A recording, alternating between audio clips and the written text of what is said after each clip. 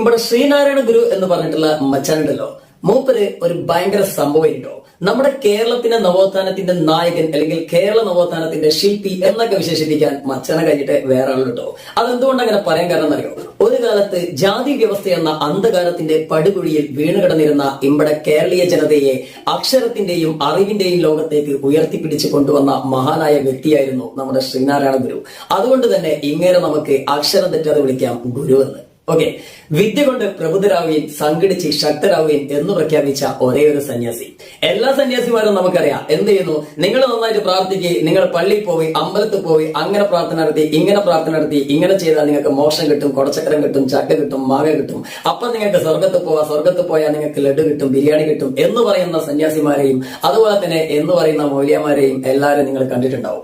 പക്ഷെങ്കിൽ ഹബീബ്, നിങ്ങളാരും ശ്രീനാരായണ ഗുരു എന്ന് പറഞ്ഞിട്ടുള്ള ഒരു മഹാനെ നമ്മുടെ കേരളത്തിൽ വേറെ കണ്ടിട്ടാൻ വഴിയില്ല അല്ലെ? പക്ഷെ ഇതുപോലത്തെ മഹാന്മാര് വേറെ ഉണ്ടായിരുന്നു കേട്ടോ. അതായത് ഭൗതിക ജീവിതത്തെയും അതേപോലെ പരലോകത്തെയും ഒരുപോലെ കാണാൻ പറഞ്ഞ വേറെയും മഹാന്മാർ ഇഷ്ടം പോലെ ഉണ്ടായിരുന്നു. പക്ഷെ ഇവരെ കുറിച്ചൊന്നല്ല നമ്മളിവിടെ പഠിക്കുന്നത്. നമ്മുടെ കേരളത്തിന്റെ സ്വന്തം മുത്തുമണിയായിട്ടുള്ള, നമ്മുടെ സ്വന്തം ഹബീബായിട്ടുള്ള, നമ്മുടെ സ്വന്തം ശ്രീനാരായണ ഗുരുവിനെ കുറിച്ചാണ്. ഗുരുവിന്റെ ഈ മഹത്തായ ദർശനങ്ങളെയും ആശയങ്ങളെയും നിങ്ങൾക്ക് പരിചയപ്പെടുന്നത് മറ്റാരുമല്ല, നമ്മുടെ സ്വന്തം എഴുത്തുകാരനായിട്ടുള്ള കുറ്റിപ്പുഴ കൃഷ്ണപിള്ള മച്ചാനാണ്. അപ്പൊ ആദ്യം തന്നെ മച്ചാന് മുന്നിൽ ഒന്ന് സാഷ്ടാംഗം പ്രണമിച്ചുകൊണ്ട് നമുക്ക് നമ്മുടെ കലാപരിപാടികൾ ആരംഭിക്കാം. ഓക്കെ, അപ്പം ഞാൻ പറഞ്ഞു ശ്രീനാരായണ ഗുരു ഒരു യോഗിയാണ്, ഒരു സന്യാസിയാണ്. കാവ്യ വസ്ത്രം ധരിക്കുകയോ അല്ലെങ്കിൽ വെള്ള വസ്ത്രം ധരിക്കുക, അല്ലെങ്കിൽ മഞ്ഞ വസ്ത്രം ധരിക്കുക, ഇങ്ങനെ പ്രത്യേക ഡ്രസ് ഇട്ടുകൊണ്ട് ഇങ്ങനെ എവിടെയെങ്കിലൊക്കെ കുത്തിയിരുന്ന് കണ്ട് ധ്യാനം ചെയ്യുന്ന കുറെ സന്യാസിമാരൊക്കെ നിങ്ങൾ കണ്ടിട്ടുണ്ടാവും. പക്ഷേ ഹബീബേ, ഇവിടെ ശ്രീനാരായണ ഗുരു ആ ടൈപ്പ് ഒന്നല്ല കേട്ടോ. മൂപ്പര് ധ്യാനം ഇരുന്നിട്ടുണ്ട്, അതേപോലെ തന്നെ മൂപ്പര് സന്യസിച്ചിട്ടുണ്ട്, ഒക്കെ ചെയ്തിട്ടുണ്ട്. ആത്മീയതയെ കുറിച്ച് മൂപ്പര് ഒരുപാട് പ്രഭാഷണങ്ങളും നടത്തിയിട്ടുണ്ട്, ഒരുപാട് പ്രബോധനങ്ങളും നടത്തിയിട്ടുണ്ട്. പക്ഷേങ്കിൽ ചങ്കെ മൂപ്പര് മറ്റുള്ളവരെന്ന് വേറെ ലെവലാണ്. അതെന്തുകൊണ്ടാണ് അങ്ങനെ പറയാനുള്ള കാരണം എന്നറിയോ?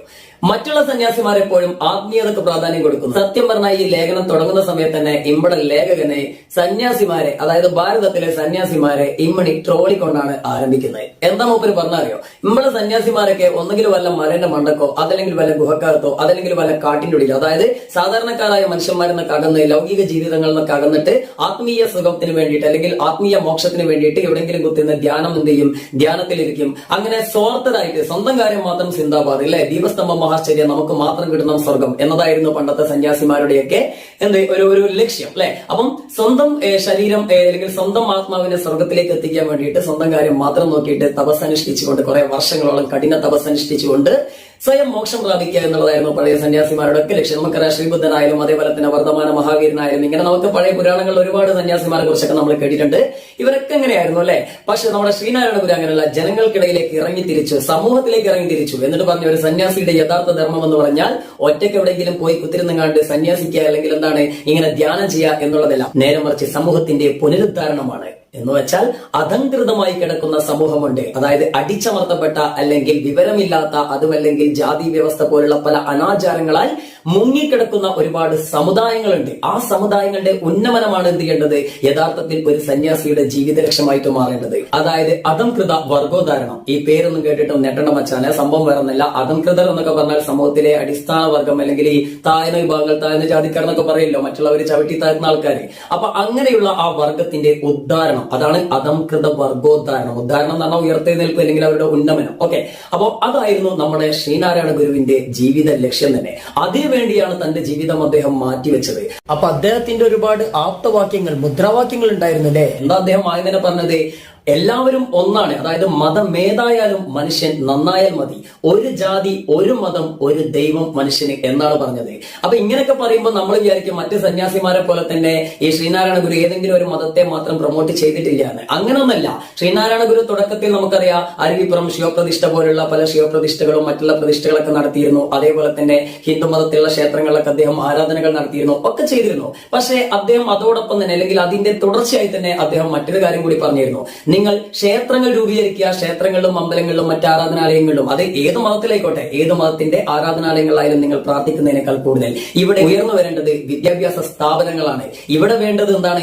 വിദ്യാലയങ്ങളാണ്. വിദ്യാലയങ്ങൾക്ക് ക്ഷേത്രങ്ങളെക്കാൾ ഇമ്പോർട്ടൻസ് വിദ്യാലയങ്ങൾക്കാണ് എന്ത് ചെയ്ത് അദ്ദേഹം മുൻതൂക്കം കൊടുത്തത്. അപ്പൊ തുടക്കത്തിൽ എന്തുകൊണ്ട് അദ്ദേഹം പൂജാകർമ്മങ്ങൾക്ക് പ്രാധാന്യം കൊടുത്തു എന്ന് പറഞ്ഞാൽ അത് വേറൊന്നല്ല. നമുക്കറിയാം ഒരു കാലത്ത് ബ്രാഹ്മണിക്കൽ സൂപ്രമസി ഇല്ല, അതായത് ബ്രാഹ്മണ മേധാവിത്വം ഉണ്ടായിരുന്ന ഒരു കാലഘട്ടത്തിലായിരുന്നു നമ്മൾ ജീവിച്ചിരുന്നത്.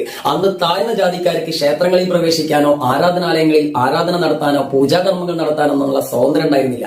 അപ്പൊ അങ്ങനെയുള്ള ഒരു സമയത്ത് ഉയർന്ന ജാതിക്കാരനല്ലാത്ത ബ്രാഹ്മണനല്ലാത്ത ശ്രീനാരായണ ഗുരു ഈ ബ്രാഹ്മണന്മാരെയൊക്കെ വെല്ലുവിളിച്ചുകൊണ്ട് അരുവിപ്പുറത്ത് പോയി ഒരു ശിവപ്രതിഷ്ഠ നടത്തി. അങ്ങനെ ബ്രാഹ്മണന്മാരുടെ കുത്തകയല്ല പൂജാകർമ്മങ്ങൾ ചെയ്യല്, എല്ലാവർക്കും ഇത് ചെയ്യാമെന്ന് അദ്ദേഹം പ്രഖ്യാപിച്ചു. അങ്ങനെ ശ്രീനാരായണ ഗുരു ശരിക്കും പറഞ്ഞ ഒരു സാമൂഹിക നവോത്ഥാനത്തിന്റെ പേരിൽ ഒരു സമരമുറ എന്ന രീതിയിലാണ് അദ്ദേഹം ആ ക്ഷേത്രം നിർമ്മിച്ചതും അങ്ങനെ ഒരു പ്രതിഷ്ഠ നടത്തിയതും. പക്ഷേ അതോടൊപ്പം തന്നെ അദ്ദേഹം കൂട്ടിച്ചേർത്തു എന്ത്, എല്ലാവർക്കും ഒരേ ജാതിയാണ്, ഒരു മതമാണ്, ഒരു ദൈവമാണ് എന്നും അദ്ദേഹം പ്രഖ്യാപിച്ചു. ശരിക്കും പറഞ്ഞാൽ ഒരു നാനാത്വത്തിൽ ഏകത്വം എന്നൊക്കെ പറയുന്നത് പോലെ തന്നെ എന്താണ്, നമ്മൾ എത്ര വൈവിധ്യമായി എത്ര ദൈവങ്ങളെ നമ്മൾ ആരാധിച്ചു കഴിഞ്ഞാലും എല്ലാവരുടെയും ലക്ഷ്യം ഒന്നാണ്, അതേപോലെ തന്നെ എല്ലാവരുടെയും ദൈവം ഒന്നാണ് എന്നുള്ള ഒരു സങ്കല്പത്തിലേക്കാണ് ഇവിടെ ഗുരു നമ്മളെ കൊണ്ടുപോകുന്നത്.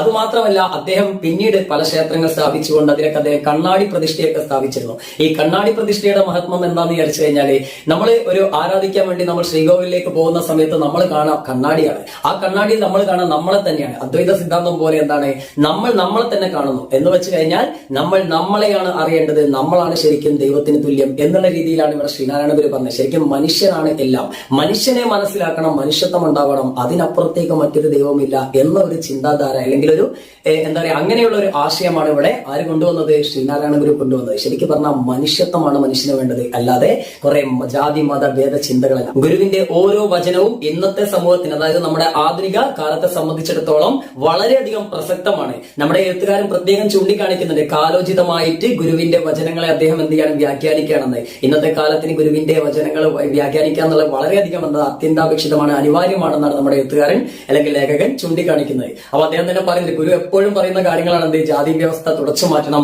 ഈ ഭിന്നജാതി അല്ലെങ്കിൽ ഏറ്റവും താഴ്ന്ന ജാതിയിൽപ്പെട്ട ആളുകളുടെ ഉന്നമനമാണ് എന്റെ ലക്ഷ്യം എന്നൊക്കെ ഗുരു എപ്പോഴും പറയുന്ന കാര്യങ്ങളാണ്. മനുഷ്യന്റെ ഈ ജാതീയതയെ ഒരുപാട് തവണ ശ്രീനാരായണ ഗുരുവിനെ ട്രോളിയിട്ടുണ്ട്. അദ്ദേഹം പറയുന്ന ഒരു വാക്കുണ്ട്, എന്താണ്, ഈ ലോകത്ത് കണ്ട പട്ടികൾക്കും പൂച്ചകൾക്കും എല്ലാ ജീവജാലങ്ങൾക്കും ജാതി തിരിച്ചറിയാനുള്ള എന്തുണ്ട്, സെൻസ് ഉണ്ട്, കോമൺ സെൻസ് ഉണ്ട് എന്ന് ഗുരു തന്നെ പറഞ്ഞിട്ടുണ്ട്. അദ്ദേഹത്തിന്റേതായ വാക്കുകൾ എടുത്തു കഴിഞ്ഞാൽ ഒരു പട്ടിക്ക് മറ്റൊരു പട്ടിയെ തിരിച്ചറിയാനുള്ള എന്തുണ്ട്, ബോധമുണ്ട്. എന്നാൽ മനുഷ്യനാകുന്ന പട്ടിക്ക് എന്തില്ല, തന്റെ സ്വന്തം വർഗത്തെ തിരിച്ചറിയാനുള്ള ബോധമില്ലാന്ന്. അതായത് മനുഷ്യനെ ജാതി തിരിച്ചറിയണമെങ്കിൽ പേരിട്ട് വിളിക്കണം, ഇന്ന ജാതി ആ ജാതി ഈ ജാതി എന്ന് പറഞ്ഞിട്ട്. അപ്പൊ ചുരുക്കി പറഞ്ഞു കഴിഞ്ഞാൽ മൃഗങ്ങൾക്കുള്ള കോമൺ സെൻസും കൂടി തിരിച്ചറിവും കൂടി മനുഷ്യർക്കില്ല എന്നാണ് ഗുരു ചൂണ്ടിക്കാണിക്കുന്നത്, അല്ലെ. അപ്പൊ ഇത്തരത്തില് അത്യാവശ്യം ജാതി വ്യവസ്ഥകൾ ബ്രാഹ്മണന്മാരുടെ ഈ സൂപ്രമസി മേധാവിത്വത്തിനെതിരെയൊക്കെ അത്യാവശ്യം നന്നായിട്ട് ട്രോളിക്കൊണ്ട് തന്നെയാണ് ഗുരു ആ കാലഘട്ടത്തിൽ പിടിച്ചു നിന്നത്. അതുകൊണ്ടൊക്കെ തന്നെ ഗുരുവിനെ നമുക്ക് മരണമാസാന്ന് വിളിക്കാം, അല്ലെ.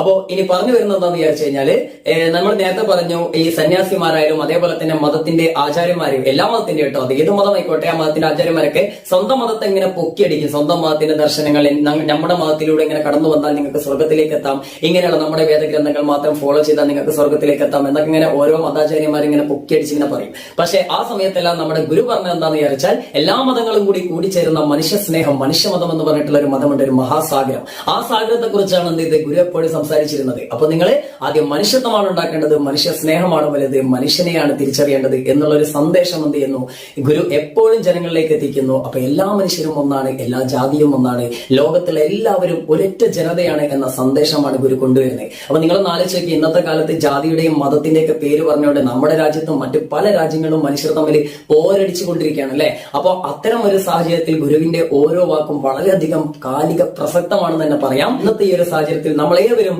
ഈ ഒരു ഗുരുവചനം ഓർത്തു വെച്ചേ പറ്റുള്ളൂ. ഒരു ജാതി, ഒരു മതം, ഒരു ദൈവം, മനുഷ്യന് മതമേതായാലും മനുഷ്യൻ നന്നായാലും മതി. പരീക്ഷയ്ക്ക് ഈ ഒരു ചാപ്റ്ററിന് ഏതൊരു ക്വസ്റ്റ്യൻ ചോദിച്ചു കഴിഞ്ഞാലും ഈ ഡയലോഗുകൾ നിങ്ങളുടെ മനസ്സിൽ വരണം. അതോടൊപ്പം തന്നെ ഗുരു പറഞ്ഞ മറ്റൊരു കാര്യം കൂടി നിങ്ങൾ മറക്കരുത്, അതായത് ആരാധനാലയങ്ങളല്ല, പകരം വിദ്യാഭ്യാസ സ്ഥാപനങ്ങളും തൊഴിലിടങ്ങളും പണിശാലകളുമാണ് ഇവിടെ വേണ്ടത്. അതായത് അധംകൃതരായിട്ടുള്ള ജനങ്ങളായാലും ശരി, ഏത് വിഭാഗത്തിൽപ്പെട്ട ജനങ്ങളായാലും ശരി, അവരുടെ ഉന്നമനത്തിന് ആദ്യം വേണ്ടത് നല്ല വിദ്യാഭ്യാസം നൽകുക, അതേപോലെ തന്നെ നല്ല തൊഴിൽ നൽകുക. അതുകൊണ്ടാണല്ലോ വിദ്യ കൊണ്ട് പ്രബുദ്ധരാവുകയും സംഘടിച്ച് ശക്തരാവുകയും എന്നൊക്കെ അദ്ദേഹം എന്തെങ്കിലും പറഞ്ഞു. ശരിക്കും പറഞ്ഞാൽ നവോത്ഥാനം എന്ന് പറഞ്ഞാൽ ഒരു പൊളിറ്റിക്കൽ റെബലിയൻ ആണല്ലേ. ശരിക്കും പറഞ്ഞാൽ ഒരു രാഷ്ട്രീയ എന്താ പറയാ, ഒരു രാഷ്ട്രീയ വിപ്ലവകാരിയായിട്ട് നമുക്ക് ആരോ പറയാം, നമ്മുടെ ശ്രീനാരായണ ഗുരുവിനെ പറയാം. വെറും ഒരു സന്യാസി മാത്രമല്ല, ഉള്ളിൽ നല്ല എന്താണ് വിപ്ലവകാരി കൂടി അദ്ദേഹത്തിന്റെ ഉള്ളിലുണ്ടായിരുന്നു.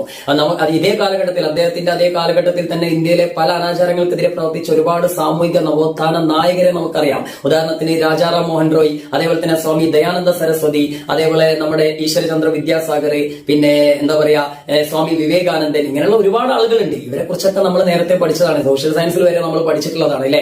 അതിൽ സ്വാമി വിവേകാനന്ദനാണ് ഒരിക്കൽ പറഞ്ഞിട്ടുള്ളത് നമ്മുടെ കേരളം ഒരു ഭ്രാന്താലയമാണെന്ന്. ഇങ്ങനെ ജാതിയുടെ പിടിയിൽ അമർന്ന ഒരു ഭ്രാന്താലയമായി മാറിയിരുന്ന ഈ കേരളത്തിനെ ആ ഇരുട്ടിൽ നിന്ന് ഉയർത്തിക്കൊണ്ടുവന്ന ഒരു നവോത്ഥാനത്തിലേക്ക് എത്തിച്ച മഹാനാണ് നമ്മുടെ ഗുരു ശ്രീനാരായണ ഗുരു. അതുകൊണ്ട് അദ്ദേഹത്തെ നമ്മൾ ഒരിക്കലും ഒരിക്കലും വിസ്മരിക്കരുത്. അദ്ദേഹത്തിന്റെ വചനങ്ങൾ നമ്മൾ ഒരിക്കലും മറക്കരുത്. പരീക്ഷയ്ക്ക് A+ വാങ്ങാൻ മാത്രമല്ല, അത് എപ്പോഴും ജീവിതത്തിൽ പകർത്താനും ശ്രദ്ധിക്കുക. നമ്മുടെ ഒറ്റ ശരീരത്തിലൂടെ ഒഴുകുന്ന രക്തം ചുവന്നതാണ്. അതുപോലെ തന്നെ നമ്മളെല്ലാവരും ഒരൊറ്റ ജനതയാണ്. എല്ലാവർക്കും ഒരേ ദർശനമാണുള്ളത്, എല്ലാവർക്കും ഒരേ ലക്ഷ്യമാണുള്ളത് എന്ന് മനസ്സിലാക്കുക.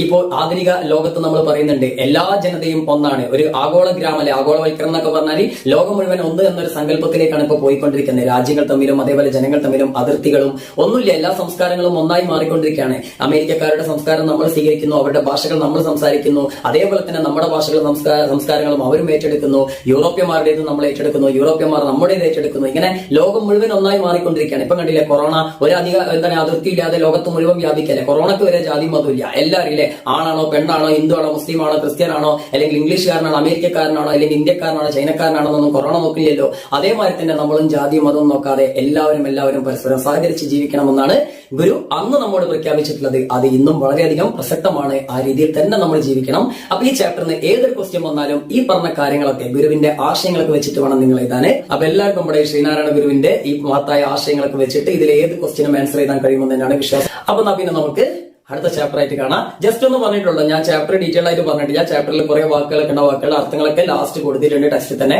അതും കൂടി ഒന്ന് മനസ്സിലാക്കി വെക്കുക.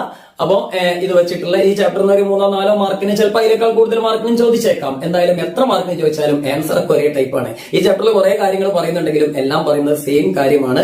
ശ്രീനാരായണ ഗുരു ആർക്ക് വേണ്ടി പ്രവർത്തിച്ചു, എന്തൊക്കെയായിരുന്നു അദ്ദേഹത്തിന്റെ ദർശനങ്ങൾ, സാധാരണ സന്യാസിമാരിൽ നിന്ന് അദ്ദേഹത്തിന്റെ വ്യത്യാസങ്ങൾ എന്തൊക്കെയായിരുന്നു, ഇങ്ങനെയൊക്കെയുള്ള കുറച്ച് കാര്യങ്ങളാണ്. നമുക്കറിയാം ശ്രീനാരായണ ഗുരു എന്ന് പറഞ്ഞാൽ സാധാരണ സന്യാസിമാരിലുള്ള വ്യത്യാസം, സാധാരണ സന്യാസിമാർ ആത്മീയ ജീവിതത്തെ മാത്രം എന്ത് ചെയ്തു, മുൻനിർത്തി അതിനുവേണ്ടി മാത്രം പ്രയത്നിച്ചു. എന്നാൽ ശ്രീനാരായണ ഗുരു ഭൗതിക ജീവിതത്തെയും ലൗകിക ജീവിതത്തെയും, അതായത് ഈ ഒരു നമ്മുടെ ഫിസിക്കൽ ലൈഫിലെ അതായത് ഇഹലോക ജീവിതത്തെയും അതേപോലെ പരലോക ജീവിതത്തെയും ഒരുപോലെ കാണാനും രണ്ടിനും ഒരേ പ്രാധാന്യം നൽകാനുമാണ് ശ്രീനാരായണ ഗുരു ഉപദേശിച്ചത്. അതുകൊണ്ടാണല്ലോ സ്കൂളൊക്കെ പോയി പഠിക്കാനും ജോലി ചെയ്യാനൊക്കെ അദ്ദേഹം പറഞ്ഞത്. അല്ലാതെ സന്യാസിമാരെ പോലെ ഗുഹയിലും അല്ലെങ്കിൽ കാട്ടിലും പോയിട്ട് പ്രാർത്ഥിക്കാനല്ലല്ലോ അദ്ദേഹം പറഞ്ഞത്. അപ്പൊ എന്തായാലും ചാപ്റ്റർ എല്ലാവർക്കും അത്യാവശ്യമൊക്കെ മനസ്സിലായിട്ടുണ്ടാവുമെന്ന് വിചാരിക്കുന്നു. നമുക്ക് അടുത്ത വീഡിയോ ആയിട്ട് കാണാം. അതുവരെ എല്ലാവർക്കും